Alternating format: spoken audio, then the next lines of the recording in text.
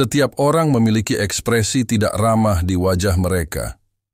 Alasan mengapa begitu banyak orang meninggal di bagian barat kota setiap hari bukan karena berbagai manfaatnya.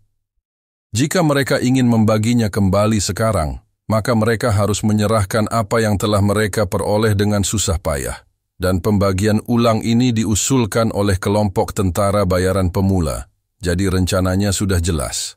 Mereka, serta kelompok tentara bayaran yang dekat dengan mereka, pasti akan mendapat manfaat besar. Ekspresi Hong Yiyi juga menjadi serius. Saya ingin tahu bagaimana pembagian keuntungan baru Kapten Yun Xiao akan dibagi. Li Yun Xiao tersenyum ringan. Sederhana sekali. Misalnya, kelompok tentara bayaran yang tidak datang hari ini tidak perlu ada. Keuntungan mereka di sebelah barat kota semuanya akan kosong dan semua orang akan membaginya bersama-sama. Kali ini semua orang tercengang. Tidak ada yang keberatan dengan usulan ini dan semua orang sangat gembira. Yang tidak datang adalah banyak kelompok tentara bayaran yang kuat dan manfaatnya sangat kaya. Hong Yiyi tercengang. Itu saja. Li Yun Xiao berkata, tentu saja tidak, dan semua orang di sini. Ada banyak situasi di mana manfaat didistribusikan secara tidak adil, dan saya merasa ada kebutuhan untuk membaginya kembali. Hati semua orang bergetar. Mendengar bahwa keuntungan mereka akan terpengaruh, ekspresi mereka semua berubah. Terutama mereka yang selalu berselisih dengan kelompok tentara bayaran pemula. Mata mereka semua menunjukkan kilatan yang tajam. Pemimpin kelompok tentara bayaran Pi, Ouyang Ze, membanting meja dan berkata dengan marah, "Dasar bocah nakal, kamu ingin membaginya kembali hanya karena kamu berkata begitu. Kamu pikir kamu ini siapa? Semua keuntungannya diperjuangkan oleh saudara-saudara di bawahnya. Anda ingin membaginya kembali hanya karena Anda berkata demikian. Bagaimana kami akan menjelaskannya kepada saudara-saudara kami? Itu benar. Jika Anda ingin merasakan manfaat kami, Anda harus meminta Kaisar Muda, Haolian datang dan memberitahu kami secara pribadi." Kelompok tentara bayaran yang berselisih dengannya semuanya mendukungnya, berteriak tanpa henti. Li Yun Xiao tersenyum. Sepertinya semua orang sangat bersemangat. Anda dipanggil Ouyang Ze kan? Di sebelah barat kota, Anda mengelola 5 kasino, 3 rumah bordil, dan kelompok tentara bayaran Pi Anda berspesialisasi dalam menerima orang-orang berbahaya, termasuk membunuh orang. Keuntungan tahunannya sekitar 5 juta batu primordial kelas menengah, benar kan? Jadi bagaimana kalau aku, wajah Ouyang Ze galak, memperlihatkan ekspresi garang?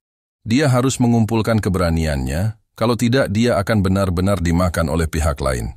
Namun, jantungnya masih berdebar seperti drum. Bagaimanapun kekuatan kelompok tentara bayaran pemula terlalu kuat. Salah satu dari 8 regu dapat dengan mudah menghancurkannya.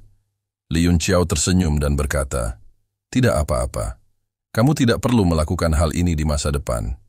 Biarkan Hunter Mercenary Group mengambil alih." "Apa?" Ouyang Ze menjadi marah dan meraung. "Bocah, kamu pikir kamu ini siapa? Anda ingin saya menyerahkannya hanya karena Anda berkata begitu. Apakah Anda benar-benar berpikir Anda adalah orang yang hebat? Orang-orang ini biasanya adalah preman yang membunuh tanpa mengedipkan mata. Li Yun Xiao hanyalah seorang raja bela diri. Dia sudah begitu sombong begitu lama sehingga tidak merusak pemandangan.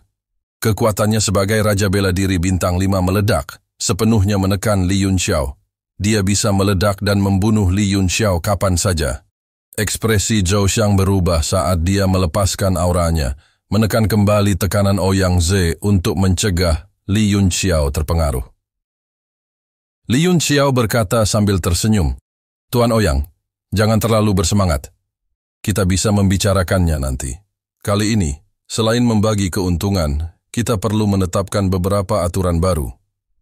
Dia melambaikan tangannya dan bawahannya segera mengeluarkan banyak materi dan mulai membagikannya kepada semua orang. Semua orang hanya melihat sekilas dan amarah mereka sudah membara.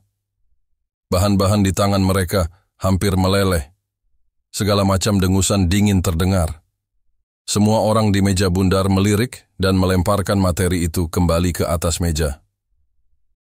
Bahkan ekspresi Hong Yiyi pun tidak terlalu bagus. Dark Cloud akhirnya tidak bisa menahan cibiran dan berkata, "Kapten Yun Xiao, kamu benar-benar berbakat."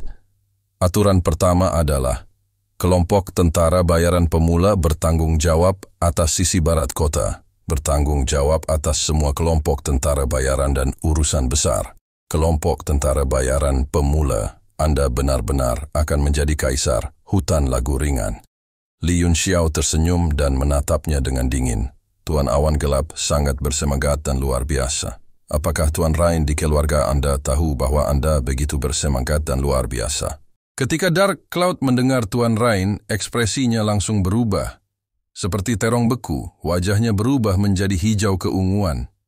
Dia mengatupkan giginya dan duduk kembali. Hal ini membuat semua orang semakin gelisah. Hanya 2 kelompok yang bisa bersaing dengan kelompok tentara bayaran pemula yang diam atau berlutut. Semua orang cemas. Mengapa kelompok tentara bayaran Rainstorm tidak mengirim seseorang untuk menimbulkan masalah? Seorang ahli kaisar bela diri telah lama berlutut di alun-alun. Apakah dia tidak malu? Bukankah mereka biasanya sangat arogan dan dekat dengan kelompok tentara bayaran pemula? Mengapa mereka tidak bisa melihat bayangan sekarang? Kapten Yun Xiao masih sangat muda dan menjanjikan. Sisi barat kota telah mengalami kekacauan selama bertahun-tahun. Saya khawatir itu tidak akan berubah dalam waktu singkat. Kalau tiba-tiba kita membuat aturan, saya khawatir saudara-saudara tidak bisa beradaptasi. Apakah Kapten Hao Lian dan Kapten Hai mengetahui masalah hari ini? Jia Xiaobai, Kapten kelompok tentara bayaran Katak, juga berbicara. Melihat situasi saat ini, kelompok tentara bayaran Skeleton sepertinya menyembunyikan sesuatu dan tidak bisa keluar. Adapun kelompok tentara bayaran Rainstorm, mereka tidak tahu apa yang mereka rencanakan. Hanya Ouyang Ze dari kelompok tentara bayaran Pi yang tidak akan bisa berbuat apa-apa. Meskipun dia tidak menyinggung kelompok tentara bayaran pemula, dia juga tidak menjilat mereka. Sepotong kue ini mungkin tidak bisa dibagi menjadi miliknya. Jika dia tidak berbicara, itu akan merepotkan, dan niatnya sangat jelas. Dia ingin tahu apakah ini niat Li Yun Xiao sendiri atau kelompok tentara bayaran pemula. Jika yang pertama, maka itu tidak masuk akal. Jika yang terakhir, maka mereka harus mempertimbangkannya dengan hati-hati. Mungkin perubahan besar akan terjadi. Li Yun Xiao tersenyum dan berkata, "Hehe, Kapten Jia benar. Sama seperti mereka, berlutut di sana untuk menyambut para tamu. Bukankah kalian pada awalnya tidak beradaptasi? Apakah kamu belum terbiasa sekarang? Ada baiknya untuk membiasakan diri dengan hal semacam ini untuk pertama kalinya. Adapun niat siapa pertemuan ini, kalian semua hanyalah kentang goreng. Apakah Anda perlu tahu banyak? Arogan, kesombongan dan penghinaan yang tak tertandingi. Hati setiap orang meledak karena amarah. Mereka semua sangat marah hingga tulang mereka retak. Ini merupakan penghinaan yang terang-terangan bagi semua orang. Manusia membutuhkan wajah dan pohon membutuhkan kulit kayu. Meremehkan semua orang di depan semua orang, tidak ada yang tahan. Hahaha. Kelompok tentara bayaran pemula memang luar biasa. Jia Xiaobai sangat marah hingga dia tertawa. Dia membanting meja dan berdiri untuk keluar dari alun-alun. Dia mendengus dan berkata, "Saya sangat sibuk. Saya tidak punya waktu untuk bermain dengan Anda." Li Yun Xiao melihat ke belakang dan berkata dengan lembut, "Hentikan dia." Meski suaranya sangat lembut, semua orang terkejut saat mendengarnya. Mereka menjadi sangat gugup. Bin Jie mengerutkan kening. Dia juga sangat bingung dengan tindakan Li Yun Xiao. Namun, dia masih menghela nafas dan diam-diam mulai bergerak. Aturan kelompok tentara bayaran pemula adalah bahwa perintah itu seperti gunung. Bawahan bisa bertanya dan marah, tapi mereka tidak bisa membangkang. Jia Xiaobai juga berjaga-jaga sepanjang waktu. Ketika Li Yun Xiao mengucapkan 2 kata itu, dia merasakan hembusan angin datang dari belakangnya. Dengan teriakan keras, dia berbalik dan menebas dengan pedang baja tuannya. Zheng. Bin Jie dengan lembut muncul di depannya dan dengan mudah menjepit pedangnya dengan 2 jari. Tidak peduli seberapa keras Jia Xiaobai berusaha, dia tidak dapat menggerakkannya sama sekali. "Kapten Bin, kelompok tentara bayaran pemula. Anda akan menjadi musuh publik seluruh hutan lagu ringan. Jia Xiaobai meraung dengan wajah memerah. Beberapa pria bergegas masuk dari segala arah alun-alun. Mereka semua mengambil senjata dan berdiri di samping Jia Xiaobai, mengelilingi Bin Jie. Mereka juga anggota kelompok tentara bayaran Jia Xiaobai. Selain itu, mereka semua adalah kaisar bela diri. Pantas saja Jia Xiaobai punya nyali untuk duduk di meja bundar. Bin Jie menghela nafas dan berkata, "Letakkan senjatamu. Bukankah bagus menyatukan Lightsong Forest? Setiap orang tidak harus membuat rencana sepanjang hari. Setidaknya ada aturan terpadu di kota ini. Kita tidak perlu khawatir kehilangan nyawa kapanpun. Tentu saja bagus untuk menyatukan Lightsong Forest. Tapi bisakah anak itu melakukannya?" Jia Xiaobai berkata dengan nada menghina, "Jika Kapten Haolin berhasil menerobos Kaisar Wu dan mengucapkan kata-kata ini kepada semua orang, saya, Jia Xiaobai, akan menjadi orang pertama yang berdiri dan setuju. Tapi dia hanya seorang raja bela diri. Saya tidak yakin." Bin Jie memiliki pemikiran yang sama. Mustahil untuk menyatukan sisi barat kota atau bahkan Lightsong Forest tanpa kekuatan untuk membuat orang tunduk. Kukira itu semacam konvensi tentara bayaran. Ternyata hanya anak kecil yang main-main di sini. Sebuah cibiran datang dari langit. Segera, beberapa sosok muncul di udara. Orang yang memimpin adalah Wu Wei dari Rainstorm Mercenary Group. Dia memiliki ekspresi menyeramkan di wajahnya dan seringai muncul di sudut mulutnya.